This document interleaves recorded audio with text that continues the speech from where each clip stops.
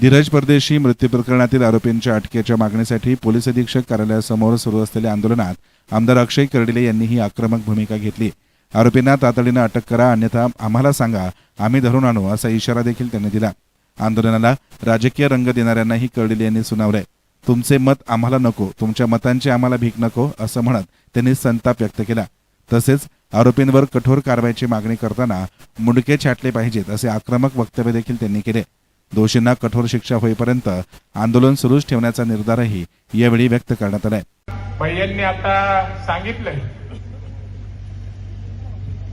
की जर तुम्ही आरोपी अटक करत नसताल तर आम्हाला सांगा।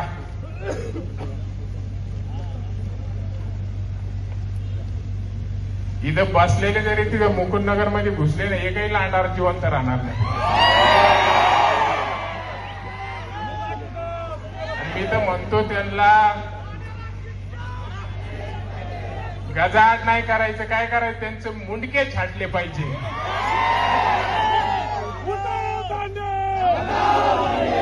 त्याशिवाय त्यांच्या वय थांबत नाही।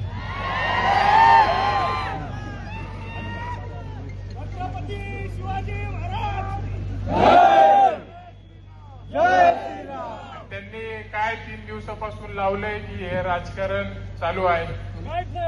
अरे तुम्हाला माझ्या बापानेही सांगितलं होतं, तुमचे झाडभर मत तुम्हालाच राहू द्या।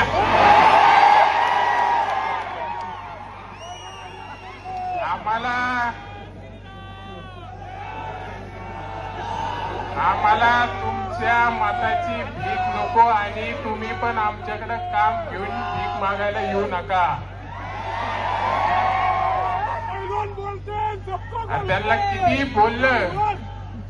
त्यांना किती बोललं, काही जरी केलं तर त्यांचं रक्त काय आहे, ते आल्याशिवाय वाकल्याशिवाय कुत्र्याचं शेपूट वाकडं असतं, पण या कुत्र्याचं नाही, हे डुकराचं आहे। आणि ते काय सरळ होत, किती काही जरी आपण काही तूप तेल लावू काही जरी केलं तरी ते सरळ काय होत नाही, ते कापावंच लागत।